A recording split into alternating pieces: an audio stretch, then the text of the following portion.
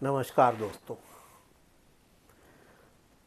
हाजिर हूँ एक और वीडियो लेके। 90 के दशक में वीडियोस का म्यूज़िक वीडियो का दौर था और ऐसे दौर में इंडिया के म्यूज़िक के आकाश पर एक नए तारे ने जन्म लिया। सरदार जसपाल सिंह सहगल के बेटे हरजीत सिंह सहगल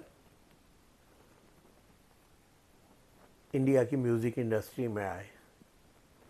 उनका नाम, जिसे आप बाबा सहगल के नाम से जानते हैं, बाबा सहगल लखनऊ में पैदा हुए और एक नई तरह का संगीत, एक नई तरह का, वैसे इस टाइप का मैंने पुरानी भी फिल्म में, मेरे को इस टाइम याद नहीं आ रहा, एक आशा पारिक का सुना था गाना, वो भी रैप टाइप का ही था। और लेकिन जिसको प्रॉपर रैप कहते हैं वो बाबा सहगल ने शुरू किया। अब तो लाइन लग गई है, बहुत लोग रैप करने लग गए हैं, लेकिन उस ज़माने में बाबा सहगल ने ये चीज़ स्टार्ट की थी। बाबा सहगल 23 नवंबर 1965 को बॉर्न हुए लखनऊ में और उनका सिंगिंग में बचपन से ही शौक़ था और एक अलग तरह का वो करते थे। और माँ बाप को था कि बेटा इंजीनियर बने और उसे फोर्स करके उसे इंजीनियरिंग कराई गई, बीटेक। उस ज़माने में 90 से पहले कंप्यूटर इंजीनियर्स की बहुत डिमांड होती थी और बाबा जी ने एमटेक किया, बीटेक भी नहीं। असल में इनका घर में लोग इनको बब्बू सहगल कहते हैं, बब्बू इन शॉर्ट था, तो इन्होंने कहा कि मैं इसी नाम से वो करूं, लेकिन इनको नाम जचा नहीं तो इन्होंने फिर बाबा सहगल कर लिया अपना नाम। और जीबी पंत यूनिवर्सिटी से इन्होंने पढ़ाई की और बीटेक किया। और हर माँ बाप चाहता है कि बेटा सेटल्ड हो जाए, सीधी सादी जॉब करे, फालतू के पंगों में ना पड़े। और बाबा को दिल्ली के डेसू में जॉब मिल गई, Delhi electric supply undertaking, DESU।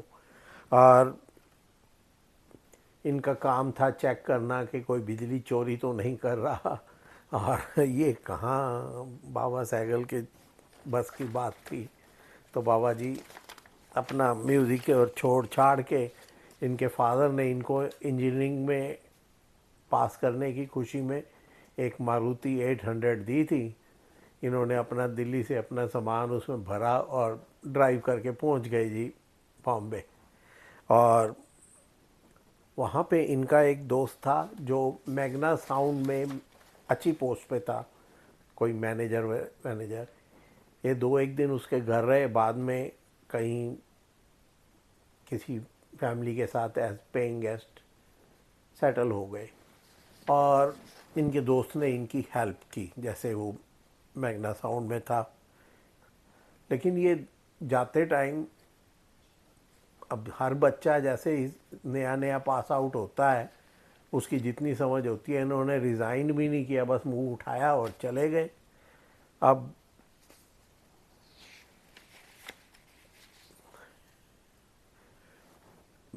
इन्होंने उसको बताया, मैनेजर साहब थे, उनकी अप्रोच काम आई। यूजुअली ऐसा होता नहीं कि दोस्तियां काम आए, लेकिन बाबा जी के दोस्त भी अच्छे थे और बाबा साहब शुरू हो गए। और इनके 2 वीडियोस उन्होंने निकाले म्यूज़िक के, पर अफसोस चले नहीं। और ये उदास होकर बैठ गए।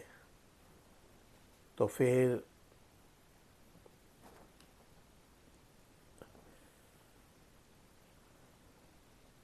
दिलरुबा और अली बाबा नाम के इनके जो 2 शुरू के एल्बम्स थे वो फ्लॉप हो गए।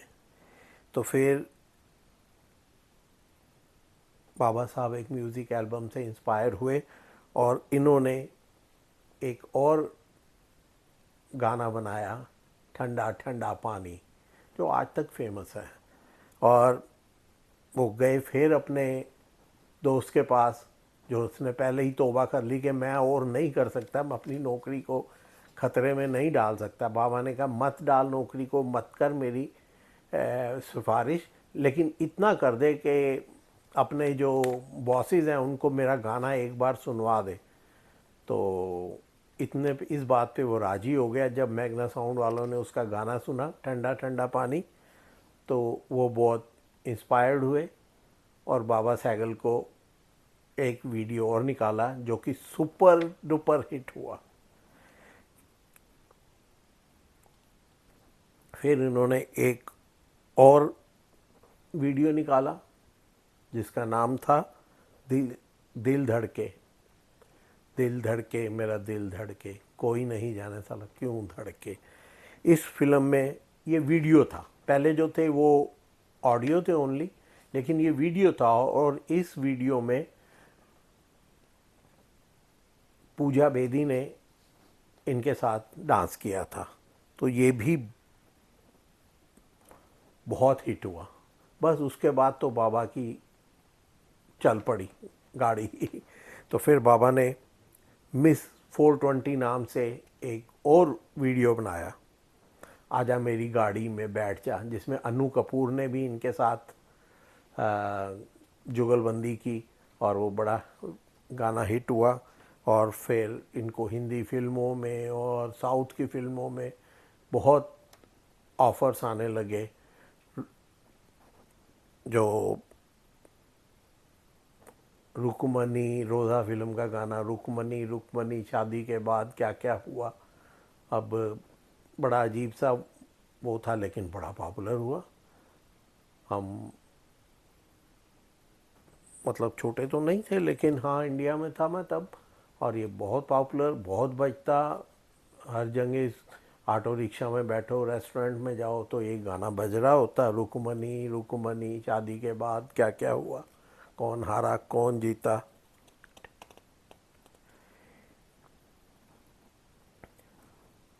अब बाबा बहुत पॉपुलर हो गया, बाबा के गाने रेडियो टीवी हर जगह बजने लगे। तो बाबा को उन दिनों अंडर वर्ल्ड जो था वो तूफान मार रहा था।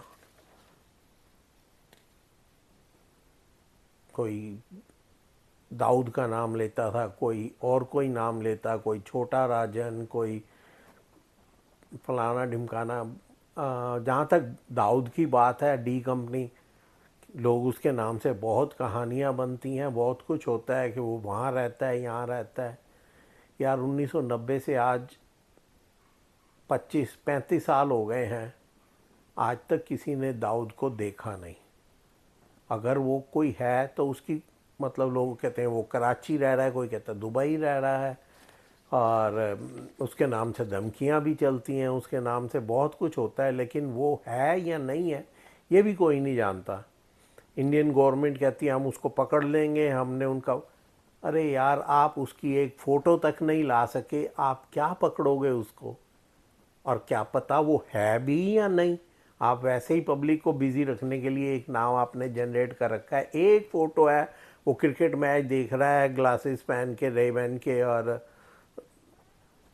That's it. और चलो जी, बाबा सहगल को धमकी आ गई उसकी तरफ से, और बाबा सारा कुछ अपना समेट समाट के, जितना पैसा कमाया था सारा लेके सिंगापुर शिफ्ट हो गए, डर के मारे। शरीफ आदमी क्या करेगा जब धमकियाँ आएंगी तो बाबा सिंगापुर सेटल हो गया।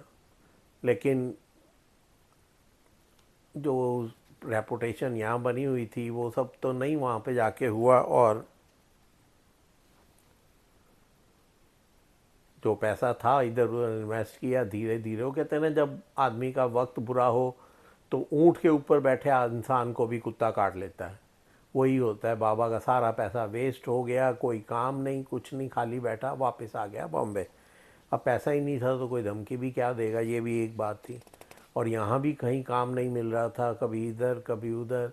इस सिलसिले में वो एक दिन हैदराबाद एयरपोर्ट पे बैठा हुआ था और वहाँ पे एक शख्स और बैठा था।